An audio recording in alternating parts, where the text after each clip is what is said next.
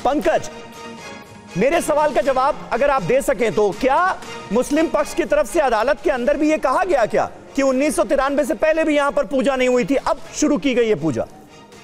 ये दलील तो वाराणसी की जिला अदालत में भी दी गई कि 1993 से पहले भी वहां कभी पूजा नहीं होती थी, तो उसी वक्त वो तर्क खारिज कर दी गई। इलाहाबाद हाईकोर्ट में दूसरे तर्क दिए जाने लगे वहां पर। ये तर्क भी एक शामिल था कि 1993 से पहले वहां पूजा नहीं होता था, लेकिन इस बात के प्रमाण है कि वहां पे पूजा होती थी।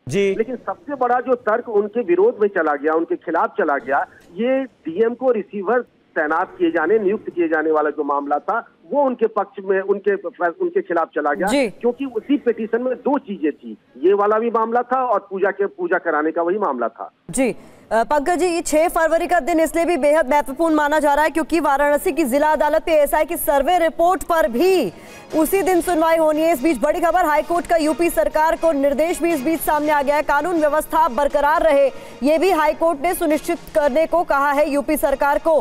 पंकज जी,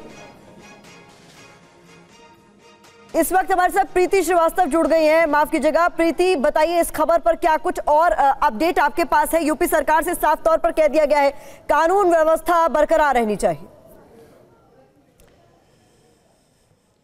देखिए, यहाँ पर जो सुनवाई चल रही थी, सुनवाई में जो अगली जो डेट दी गई है वो 6 फरवरी को दी गई है और जो दूसरा जो अहम यहाँ पर फैसला दिया गया वो ये है कि यूपी की कानून व्यवस्था को लेकर ये कहा गया है कि महाधिवक्ता बताएं कि यूपी की कानून व्यवस्था अभी कैसी है और यूपी की कानून व्यवस्था पर नज़र बनाए रखें।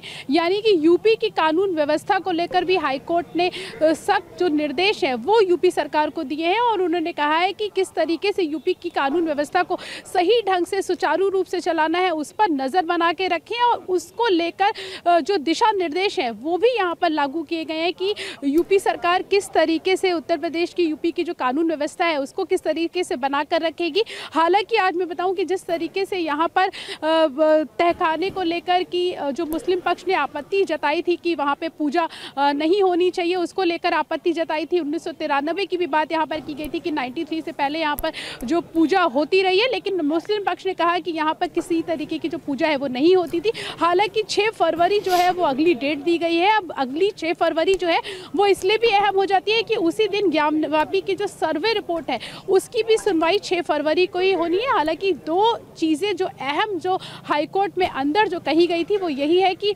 अगली जो सुनवाई है वो 6 तारीख को की जाएगी और कानून व्यवस्था को लेकर कोर्ट ने पूरा महाधिवक्ता को आदेश दिया। महत्वपूर्ण बात आप भी कह रही है। इस बीच एक बार फिर से पंकज आपका मैं रुक करना चाहूंगी। ये बताइए कि 6 फरवरी, जैसा कि मैं आपसे पूछ रही थी कि 6 फरवरी का दिन इसलिए भी महत्वपूर्ण हो जाता है क्योंकि उस दिन एएसआई की सर्वे रिपोर्ट पर भी सुनवाई होनी है जिला जज की जिला अदालत में।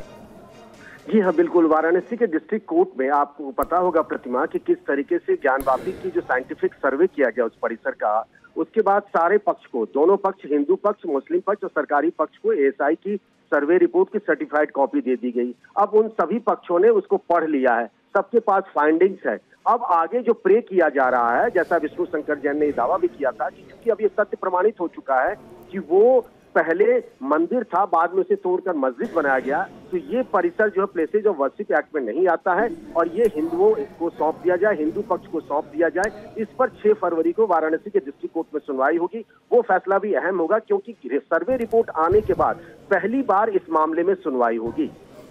अच्छा पंकज, ये बताइए कि क्या प्लेसेस ऑफ वर्शिप एक्ट जिसका आप अभी जिक्र कर रहे थे, मुस्लिम पक्ष की तरफ से ये दलील भी आज इलाहाबाद हाईकोर्ट में दी गई क्या कि एक तरफ प्लेसेस ऑफ वर्शिप एक्ट है